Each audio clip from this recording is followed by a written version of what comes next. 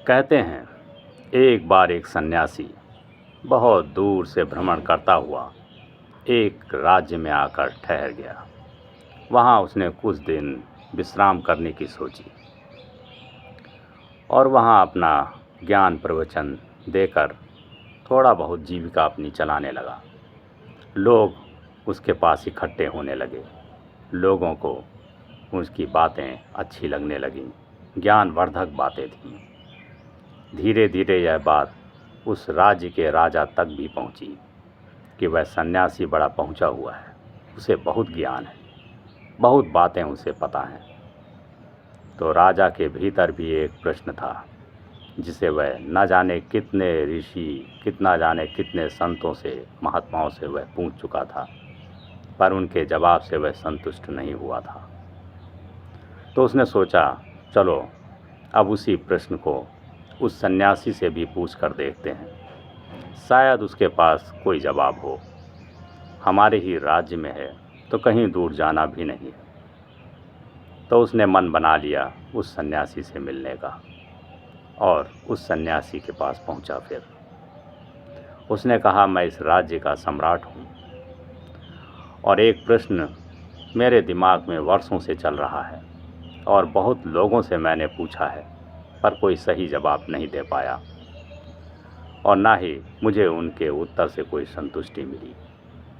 तो वह प्रश्न मैं तुमसे पूछता हूँ कि ईश्वर क्या है?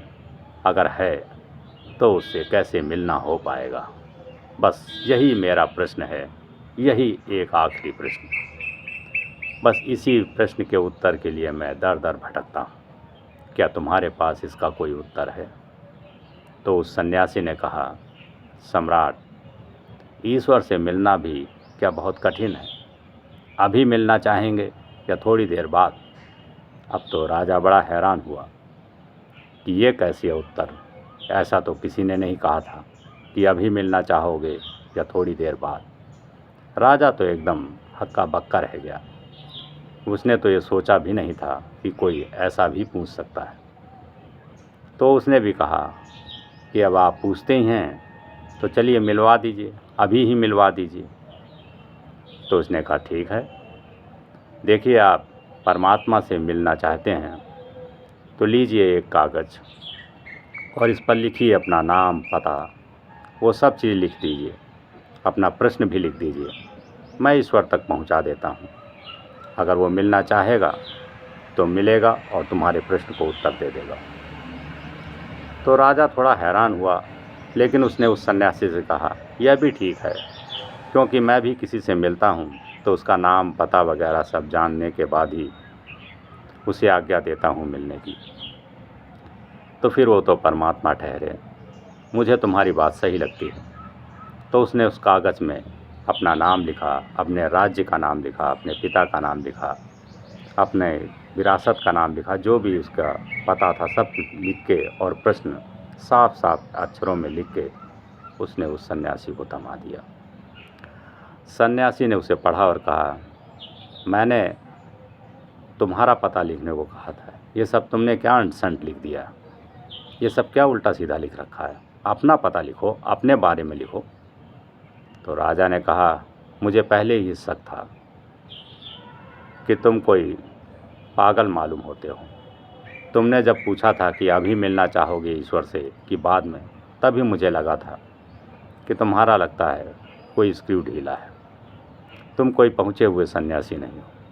अरे मूर्ख, ये मेरा ही पता है, मैं ही इस राज्य का राजा हूँ, ये मेरे ही राज्य का नाम है। अगर तुम्हें विश्वास नहीं तो मैं गवाही खड़ी कर सकता हूँ पूरे राज्य की। मैं इस राज्य का राजा हूँ, सब मैंने साफ साफ सही सही लिखा है और तुम कहते हो अपना पता लिखो। क्या मैं झूठ बोल रहा हूँ? तो उस सन्यासी ने कहा, सम्राट, आप गुस्सा मत हो, लेकिन अब मैं आपसे एक चीज़ पूछता हूँ, उसका जवाब दीजिए। अगर आज आप राजा हैं और कल आप राजा नहीं रहे तो फिर क्या आप नहीं रहेंगे? तो राजा ने कहा, यह कैसे हो सकता है? आज मैं राजा हूँ, कल अगर राजा नहीं रहूँगा तो मैं तो रहूँगा ही, मैं कहाँ चला जाऊँगा? मैं राजा रहूं या ना रहूं, मैं तो रहूंगा ही। तो उस सन्यासी ने कहा, इसका मतलब राजा होना आपका पता नहीं है, ये कोई आपका अनिवार्य पता नहीं है। तो ये झूठा पता मैं ईश्वर तक कैसे पहुंचाऊं? आप कहते हैं अगर मैं राजा ना रहूं तब भी मैं होता हूं, तो फिर आपका ये राजा वाला पता तो झूठा सिद्ध हो जाएगा। अब आप मेरे दूसरे प्रश्न का उत्तर दें। उस सन्यासी ने दूसरा प्रश्न किया कि अगर आपका नाम जो लिखा है आपने वह है, और मान लो ये नाम ना होकर कोई दूसरा नाम होता तब? तो राजा ने कहा, नाम से क्या होता है, मेरा नाम चाहे आ हो, चाहे बा, चाहे सा, मैं तो मैं ही हूँ ना। नाम में क्या रखा है? नाम तो माँ बाप रख देते हैं, या मैं खुद भी बदल के रख सकता हूँ। नाम से कोई फ़र्क नहीं पड़ता, मैं तो रहूँगा ही, नाम चाहे जो हो। तो उस सन्यासी ने कहा, इसका मतलब नाम भी आपका झूठा है, वो सच्चा नहीं। तो मैं झूठ पता लिख के ईश्वर तक कैसे पहुंचाऊंगा? जब आपका पता गलत, नाम गलत, आप कुछ और हैं, तो आप इसका मतलब अभी नहीं जानते कि आप कौन हैं। अगर जानते हैं तो वो स्पष्ट लिखिए कि आप हैं कौन, तभी मैं ईश्वर तक आपकी बात पहुंचा सकता हूं। अब तो राजा थोड़ा ठिठका। अब उसे मानना पड़ा कि ये सन्यासी कोई ऐसा वैसा नहीं, ये कोई पहुंचा हुआ ही सन्यासी है। उसने कहा, हाँ बात तो आप ठीक कहते हैं, अगर राज्य चला जाए तब भी मैं रहूँगा, नाम बदल जाए, नाम छूट जाए, नाम हट जाए, तब भी मैं रहूँगा, तो आखिर मैं हूँ कौन, ये मेरी समझ में अभी नहीं आ रहा। तो राजा बड़ा विस्मय में पड़ गया, सोच में पड़ गया।